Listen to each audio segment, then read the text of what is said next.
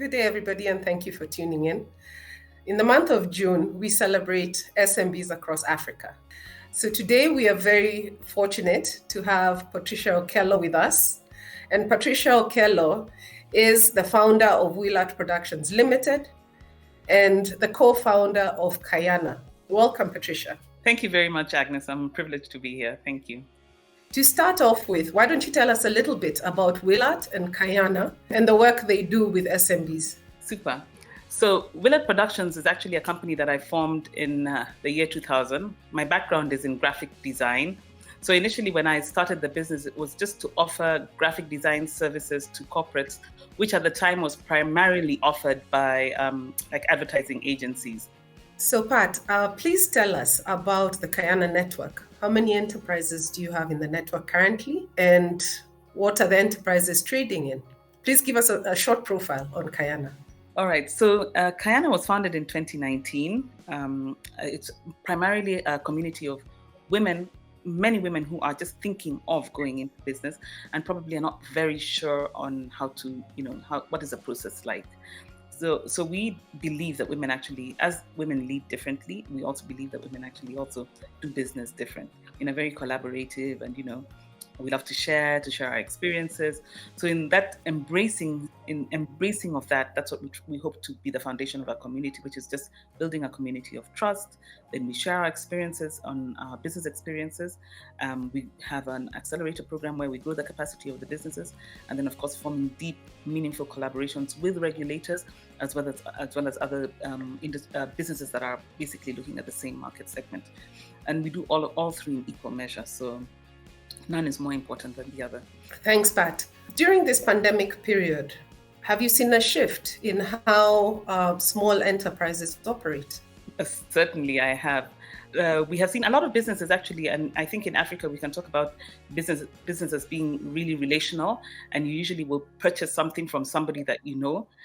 So we've seen a lot of businesses coming up on WhatsApp, for example, where there's a lot of you wake up in the morning and people just share a lot of information based on their businesses. And that was happening already before the pandemic, but we've now seen quite a bit of that going on. So entrepreneurs, the pandemic primarily made entrepreneurs realize that other than just selling, by word of mouth, they needed to kind of like put their businesses on some form of digital platform where customers can purchase from them, whether it's at night or during the day.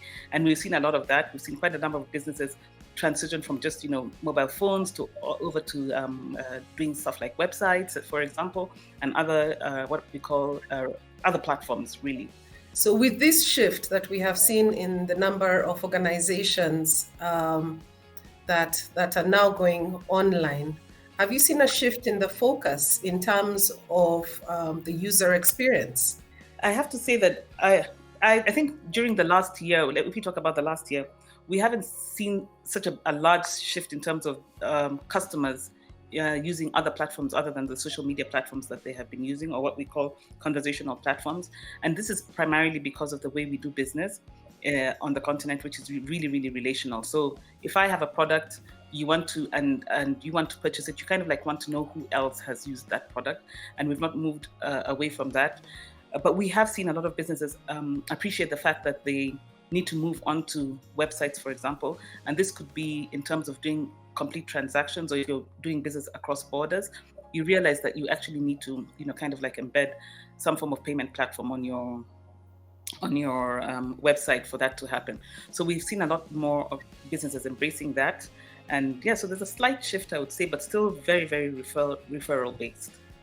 So if we're going to help the SMBs to scale, how would you say that, what three things do they need to incorporate in their user experience to move them from the traditional word of mouth, which is fantastic because it brings you repeat customers, but to ensure that every day you're serving a new segment of the market that you never did have before? I think the first thing is to encourage customers to already start going to your website. So even as you're using the traditional platforms to market your business, it's to encourage customers to go towards your website and say, maybe there's a lot more to offer on our sites. I recall once having an experience like that where I loved a product that I had seen on a social platform. and we were encouraged to move towards the website. And if we could get the coupon from the website, we would then get additional discounts on a product. So I think there's incentivizing your customers to do that. And I think it should be encouraged. Whether the uptake or not is different, but I think it should be encouraged, because then as you move your business online, you're certainly able to do a lot more trade, and a lot more business. I say, if you're making money when you're sleeping, isn't that the ultimate goal?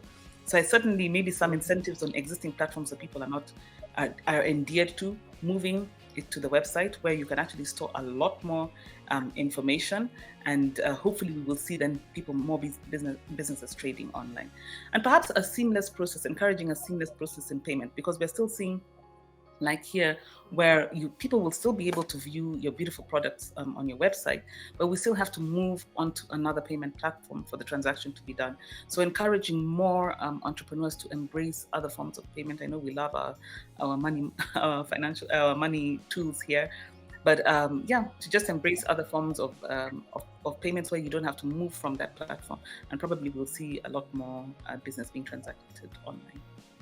What would you advise the different entrepreneurs who you carry on your platform on designing a customer journey for Africa? I think Agnes will be hard pressed to answer that question without understanding the lay of the land. Should we call it that? Yeah, we already know that there's a trust issue when it comes to transacting before you have seen the product. I remember when we were starting our home biz listing, that was a big. When I was testing the products, I mean, entrepreneurs would tell me, okay, you have to pay up front, before I deliver. And I'm like, how do I know this product is actually what I want in the first place? So it took me a while, and for me to now begin to trust the process, and that sometimes you have to pay in advance for a product. So I think already, without consistencies in products that are being brought to market, maybe without businesses going through the correct quality control processes, it'll be difficult to build in that level of trust. And perhaps that is why there's such a large emphasis on the referral system. But so businesses have to get some form of global quality control processes in their businesses. And this doesn't have to be complicated. I know, just a process in which whatever product you have has a mark of quality, and as an entrepreneur, you're sincere and you're following that process. And so therefore, I think as you begin to earn that kind of credibility in the market, you may be able to shift more and more to customers trusting you. But of course, the initial transaction will definitely be a problem. So some form of global certification, I think, would really work in terms of consistency and quality of product. I think growing brands that are, and I guess that's where the customer reviews come to, growing brands that multiple people are using, and you're getting honest feedback from your product, will help you also bring up the status of your product for people to actually begin to trust it, and maybe use that as a quality control standard. My reviews, there they are. So, and quote them, in fact, on whenever you're talking about your product, quote the fact that you have X number, 4.5, 5-star reviews. And I think that would help entrepreneurs begin to earn trust from their customers. The third thing is, because for business, we know for e-commerce to work, the goods have to be paid for in advance. So that's a fact. Well, how about incentivizing your customers? Again, we love a freebie. I was reading a story of an entrepreneur who offered free delivery services if the product was paid up front, as she began to encourage her customers to pay in advance. So some form of incentivizing, I think, would also help drive customers to begin to trust your product. Because if you're willing to ship it for me for free, it should be a good product. Yeah. So online e-commerce, is that the future? Or are we not yet there? It is the future. I think I always quote the fact that I say technology is the great equalizer. It's absolutely amazing what we've seen during the pandemic. Businesses that have started in homes grow. I mean, it's even within our network, it's quite amazing to see how women's products that they were just doing and working from in the house, they're now able to ship them throughout the country. And that was primarily driven by the pandemic, when we were unable to move around. So yes, I think many businesses are discovering that if you want to earn an additional income, but if you're employed somewhere, certainly you want to be online and to make it extremely easy to trade.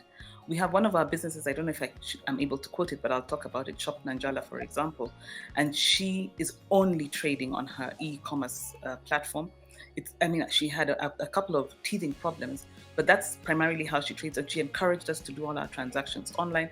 And then after a while, we became used to it. So even if somebody's asking picture, I'd love a nice gifting, product, I'll send them the website, and I'll also tell them that it's a seamless process in transacting. Yeah, so definitely e-commerce is the direction to go, for sure. Thank you very much, Pat, for your time and your expertise. Thank you. And we look forward on leveraging on you and your information and your expertise to help us be better in Africa. Thank you. Thank you very much, Agnes, for having me.